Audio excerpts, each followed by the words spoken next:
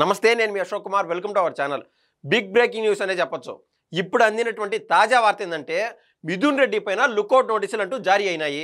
అసలు ఈ లుకౌట్ నోటీసులు జారీ అయితే మిథున్ రెడ్డికి వచ్చినటువంటి ఎఫెక్ట్ ఏంది మనం ఒకసారి లోతుగా పరిశీలించి చూస్తే, ఒక 20 రోజుల క్రితం మిథున్ రెడ్డి బెయిల్కి అప్లై చేయడం జరిగింది.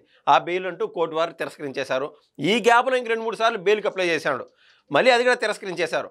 ఇంకా నిన్నటికి నిన్న ఆయన ప్రీ బెయిల్ కావాలని చెప్పి ఏదైతే అప్లై చేసినారో దాన్ని కూడా కోర్టు వారు తిరస్కరించేశారు. ఈ ఇల్లు తిరస్కరించడం వల్ల ఇప్పుడు ఆయనకు లుకౌట్ నోటీసులు జారీ చేశారు. ఒక్కసారి ఈ లుకౌట్ నోటీసులు కన్నా జారీ అయితే ఆయన మరోసారి బెయిల్కి వెళ్ళే అవకాశమే లేదు. ఇప్పుడు జగన్మోహన్ రెడ్డి గారు అనున్యాయులు ఎవరైతే ఉన్నారో, కృష్ణమోహన్ రెడ్డి కావచ్చు, ధనుంజయ రెడ్డి కావచ్చు, లేకుండా ఉంటే ఆ సాక్షిలో పనిచేసేటువంటి మాజీ డైరెక్టర్ అయినటువంటి గోవిందప్ప కావచ్చు, లేకుండా ఉంటే కింగ్ పిన్ను ఆయన ఐటీ శాఖకు సంబంధించినటువంటి అడ్వైజర్ ఎవరైతే ఉన్నారో కసిరెడ్డి రాజశేఖర రెడ్డి, ఇటువంటి పెద్ద పెద్దోళ్ళు హేమాహేమీలు అరెస్ట్ అయ్యి అటు జైల్లో కూర్చున్నారు. ఇప్పుడు వీళ్ళ కోవలోకి వచ్చినటువంటి మిథున్ రెడ్డి ఏకంగా A4గా ఉన్నాడు. ఈ రోజున మద్యం స్కామ్లో ఈయన వ్యవహారం ఫస్ట్ నుంచి మనం చూస్తూనే ఉన్నాము. అటు పార్లమెంట్లో కూడా లావు శ్రీకృష్ణదేవరాయలు క్లారిటీగా మిథున్ రెడ్డిని పాయింట్అవుట్ చేసి మరీ చెప్పినాడు. ఏంటంటే ఇప్పుడు దాకా ఆంధ్ర రాష్ట్రంలో మనం మద్యం స్కామ్ విషయం చూస్తే కేవలం పాత్రదారులు ఎవరైతే ఉన్నారో, అంటే గ్రౌండ్ లెవెల్లో పనిచేసే వాళ్ళు ఎవరైతే ఉన్నారో, అటు చెవిరెడ్డి భాస్కర్ రెడ్డి కావచ్చు, ఈ కసిరెడ్డి రాజశేఖర రెడ్డి కావచ్చు, లేకుంటే వీళ్ళ యొక్క చెంచాలు ఎవరైతే ఉన్నారో బాలాజీ, నవీను, లేకుంటే ఇటుపక్క వెంకటేషు, చాణక్య, దిలీపు, ఇట్టాటి వాళ్ళందరూ అరెస్ట్ అయినారు. వీళ్ళు కొరియర్ బాయ్స్ గాను, లేకుంటే డబ్బులు ఎత్తిపెట్టుకొని వాళ్ళు సెల్ఫీ తీసి అన్నా డబ్బులు చేరినాయినా అని చెప్పి కసిరెడ్డి రాజశేఖర రెడ్డికి ఆ ఫోటోలు పంపించడం, ఆయన మిథున్ రెడ్డికి పంపించడం, ఆయన పెద్ద తల ఎవరైతే ఉన్నారో ఆయన పంపించడం జరుగుతూ వచ్చింది. కాబట్టి వీళ్ళందరూ కేవలం పాత్రదారులు మాత్రమే. ఇక్కడ మిగిలిన్నది 1 or 2 పెద్ద తలలు. ఇంక మిథున్ రెడ్డి కూడా ఇంక కోవలోకి వచ్చేసాడు. వీళ్ళు సూత్రధారులు. దీని మొత్తం మద్య స్కామ్ని ఏ విధంగా చేయాలా అని చెప్పి ఒక ఏసీ రూమ్లో ప్రశాంతంగా కూర్చొని ఈయనకు వచ్చినటువంటి కళని జనాలపైన రుద్దేశాడు.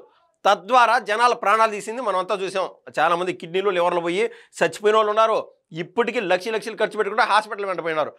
సో ఇక్కడ మిథున్ రెడ్డి పాత్ర ఏంటంటే, మిథున్ రెడ్డికి వచ్చినటువంటి ఆలోచన, జగన్మోహన్ రెడ్డి గారు గతంలో పాదయాత్రలో ఉండగా ఎవరైతే బాగా చదువుకొని 15 రూపాయల మద్యాన్ని ఏకంగా 200 రూపాయలకి అమ్మే విధంగా ఎవరైతే మద్యం తయారు చేస్తారో అటువంటి వాళ్ళని కాంటాక్ట్ చేసుకొని, అలా ఎవరైతే 15 రూపాయల మద్యాన్ని 200 రూపాయలుగా తయారు చేసినట్టు చూపించగలరో, తక్కువ క్వాలిటీ మద్యాన్ని, ఇటువంటి వాళ్ళతో వీళ్ళంతా గ్రూప్గా ఏర్పడిపోయి హైదరాబాద్లో సిట్టింగ్లు వేసుకోవడాలు, విజయవాడలోను, ఇటు చంద్రగిరిలోను, తిరుపతిలోను, ఈ ప్రదేశాల కేంద్రంగా వీళ్ళు సిట్టింగ్లు వేసి ఒక రూపకల్పన చేసి ఏం చేశారు, ఒక 15 రూపాయలు మద్యాన్ని సరఫరా చేసేది వీళ్ళు డిస్టిలరీస్.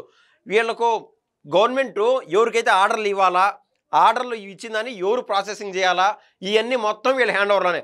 ఆఖరికి రెంట్ ఎక్కడైనా తీసుకోవాలన్నా కూడా ఈ యొక్క మిథున్ రెడ్డి కనుసన్నుల్లోనే జరిగింది.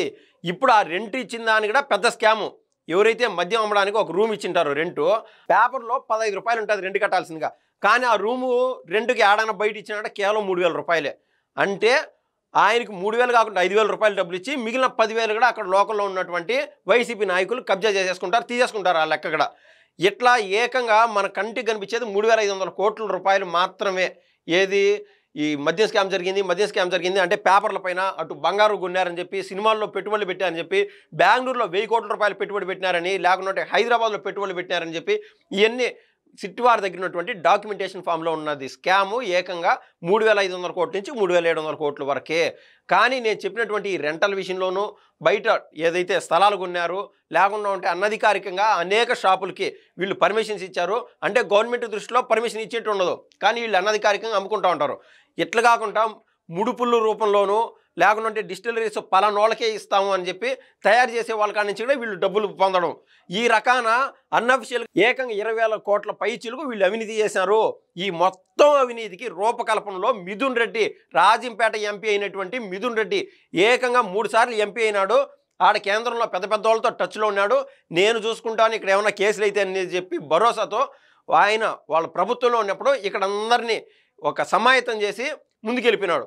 కానీ ఆయన చేసినటువంటి పెద్ద తప్పేందంటే, కొరివితో తలగొక్కున్నట్టు కేంద్ర పెద్దలతో పంచాయతీ పెట్టుకున్నాడు. అసలు ఆ పంచాయతీ ఎక్కడొచ్చింది? అటు నరేంద్ర మోడీ గారు, అమిత్ షా గారు దేశవ్యాప్తంగా క్యాష్లెస్ ట్రాన్సాక్షన్స్ అని చెప్పి వాళ్ళు ముందుకెళ్తా ఉంటే, ఈ గ్యాప్లో మిథున్ రెడ్డి కేవలం నామకే వస్తే 60-70 కోట్ల రూపాయలు ఈ ఫోన్పేలు, ఆన్లైన్ ట్రాన్సాక్షన్స్ చూపించి ఏకంగా 3,700 కోట్ల పైచిలకు క్యాష్లెస్ ట్రాన్సాక్షన్ చేసేసాడు. ఇది పెద్ద తప్పు. దేశం క్షమించరానంత తప్పు ఇది. ఎందుకంటే ఒక మాట వాస్తవంగా చెప్తున్నానండి. గతంలో చంద్రబాబు నాయుడు గారు ఇక్కడ సీఎంగా ఉన్నప్పుడు, దేశంలో నరేంద్ర మోడీ గారు సీఎంగా ఉన్నప్పుడు 2014 నుంచి 2019 మధ్యన ఉన్న పళ్ళంగా దేశవ్యాప్తంగా నోట్ల రద్దు జరిగింది. పెద్ద నోట్లు రద్దు చేసేశారు. ఆ టైంలో పాత డబ్బు ఏదైతే గుంపులుగానో లేకుండా పెద్ద పెద్ద డెన్లో పెట్టుకుంటారో వీళ్ళందరూ ఇబ్బందుల పాలైపోయినారు. అదే మాదిరిగానే ఇప్పుడు కన్నా జరిగితే వైసీపీ కుప్పకూలిపోతుంది. ఎందుకంటే వైసీపీని నడిపించేది ఆ ధనమే, గతంలో వాళ్ళు సంపాదించినటువంటి ధనం. ఏకంగా 7 చోట్ల డెన్లు పెట్టుకొని మరీ వాళ్ళు ముందుకెళ్తా ఉన్నారు.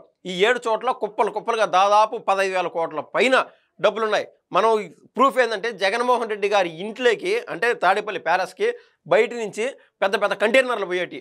ఆ కంటైనర్లు అది ఏమన్నా పాల క్యాన్లా, లేకుండా ఉంటే ఏదన్నా నెయ్యా, లేకుంటే ఇంకొకటా, డీజిలా, పెట్రోలా అని అనుకుంటారు. అయినా ఒక కొంపకి అంత అవసరం ఏముంటుంది వాస్తవంగా.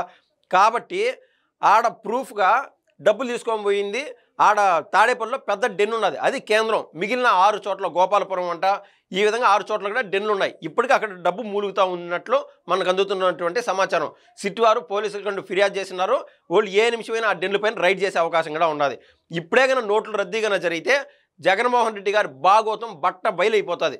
సో ఈ మొత్తం వ్యవహారాన్ని క్యాష్లెస్ ట్రాన్సాక్షన్గా చేసి రూపకల్పన చేసింది మిథున్ రెడ్డి.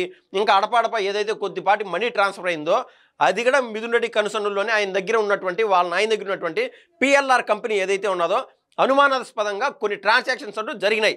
అది వాస్తవం. ఆ సిట్ వారు పేర్కొన్నారు. వాళ్ళు ఇంకా విచారణ అనేది పక్కన పెడితే నెక్స్ట్ అరెస్టు ఖాయంగా కనిపిస్తోంది మిథున్ రెడ్డిది. ఇది ఇవాళ ముఖ్యమైన విషయం. మరో విషయంతో మరోసారి ముందుకు వస్తాను. ధన్యవాదాలు.